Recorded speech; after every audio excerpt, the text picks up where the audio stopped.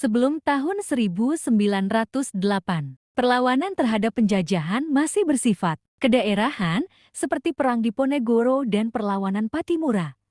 Namun, setelah tahun 1908, perjuangan mulai lebih terorganisir dengan membentuk berbagai organisasi nasional. Budi Utomo didirikan oleh para pelajar Ngesti Uvia di Jakarta atas gagasan Dr. Wahidin Sudirohoesodo. Tujuan utamanya adalah meningkatkan pendidikan dan kebudayaan rakyat Jawa. Meskipun belum bersifat politik, Budi Utomo dianggap sebagai simbol kebangkitan nasional karena menjadi organisasi modern pertama yang memperjuangkan kepentingan rakyat secara terorganisir. Organisasi ini menginspirasi munculnya banyak organisasi lain di berbagai daerah.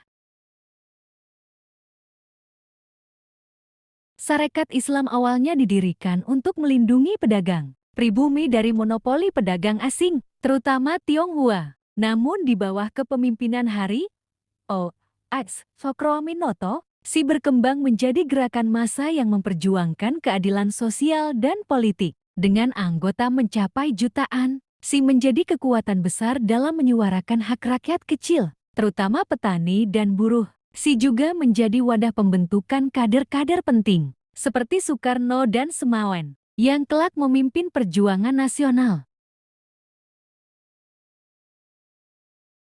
Pada 28 Oktober tahun 1928, dalam Kongres Pemuda II, para pemuda dari berbagai suku, agama, dan daerah menyatukan visi perjuangan dalam Sumpah Pemuda. Satu tanah air, Indonesia. Satu bangsa, Indonesia. Satu bahasa, Indonesia. Sumpah ini menjadi titik balik sejarah, di mana perjuangan yang tadinya bersifat kedaerahan berubah menjadi perjuangan nasional yang terkoordinasi. Kolonialisme di Indonesia, khususnya oleh Belanda, tidak hanya merupakan penjajahan wilayah, tetapi juga mencengkeram sendi-sendi kehidupan bangsa politik, sosial, dan budaya. Selama masa kolonial, sistem pemerintahan sepenuhnya dikendalikan oleh pemerintah Belanda. Rakyat pribumi tidak memiliki hak untuk menentukan nasib sendiri. Jabatan pemerintahan tinggi hanya diisi oleh orang-orang Belanda atau Eropa. Struktur politik tradisional, seperti kerajaan dan kesultanan, dijadikan alat untuk memperkuat kekuasaan kolonial melalui sistem indirect rule. Hukum yang berlaku pun diskriminatif, ada hukum untuk bangsa Eropa dan hukum berbeda untuk pribumi.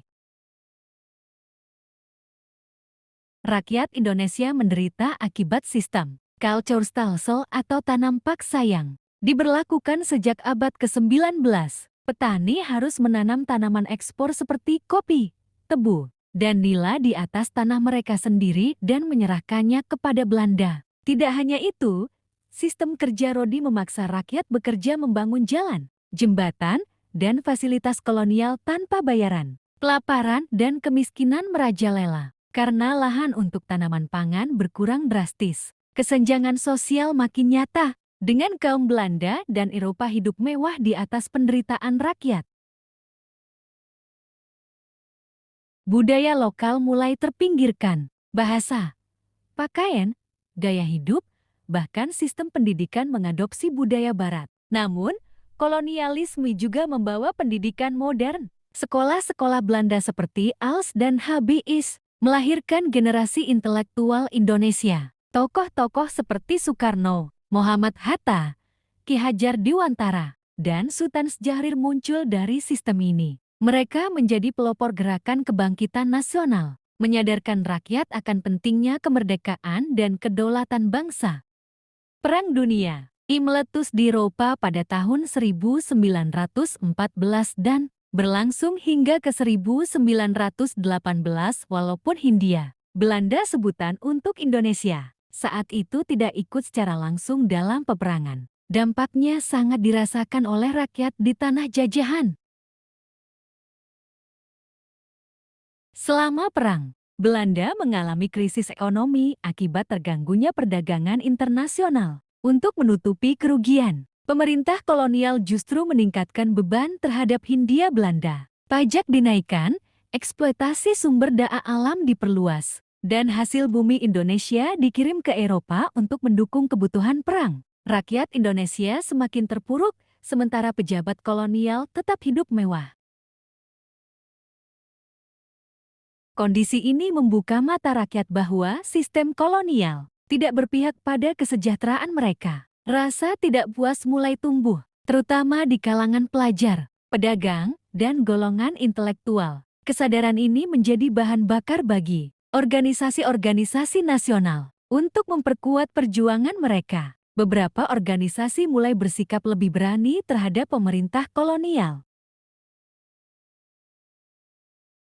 Sarekat Islam, misalnya, menyuarakan ketidakadilan ekonomi dan sosial melalui pidato-pidato dan surat kabar. Tokoh-tokoh seperti Ats, Cokroaminoto, Abdul Muiz, dan Agus Salim menjadi pemimpin yang vokal dalam mengkritik penjajahan. Sementara itu, Indis Partik dan Perhimpunan Indonesia mulai menyuarakan ide-ide kemerdekaan secara lebih terbuka, baik di dalam maupun luar negeri. Perang Dunia I juga memperlihatkan kelemahan negara-negara kolonial di mata rakyat jajahan, kemenangan negara-negara kecil, dan munculnya paham-paham baru seperti nasionalisme, sosialisme, dan hak penentuan nasib sendiri yang digaungkan oleh tokoh seperti Woodrow Wilson menginspirasi kaum muda Indonesia untuk memperjuangkan kemerdekaan. Media massa mulai digunakan sebagai alat perjuangan. Surat kabar seperti Atoisan Hindia, Medan Prijaji, dan Jahaja Timur menjadi wadah untuk menyebarkan gagasan kebangsaan. Di sisi lain, pendidikan modern melahirkan pemuda-pemuda terpelajar yang berpikir kritis dan berani menentang ketidakadilan kolonial.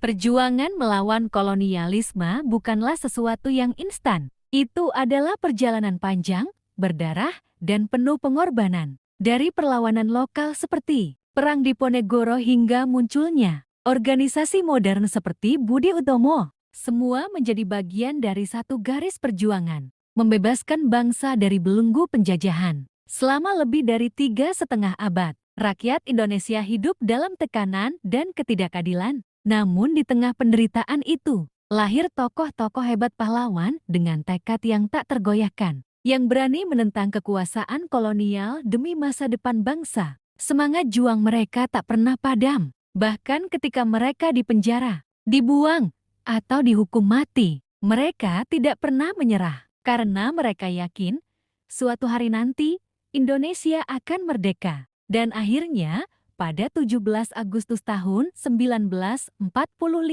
harapan itu menjadi kenyataan. Soekarno dan Hatta memproklamasikan kemerdekaan Republik Indonesia. Tangisan, haru, dan tumpahnya air mata rakyat Indonesia menjadi saksi dari sebuah kemenangan besar bukan hanya atas penjajah, tapi juga atas rasa takut dan perpecahan. Namun, kemerdekaan bukan akhir perjuangan. Itu adalah awal dari tanggung jawab kita sebagai bangsa yang merdeka. Semangat kebangsaan yang mulai dibangun sejak tahun 1908 melalui pendidikan, organisasi, dan persatuan telah menjadi fondasi kuat bagi bangsa ini. Tanpa semangat persatuan, mungkin kita tidak akan pernah merdeka.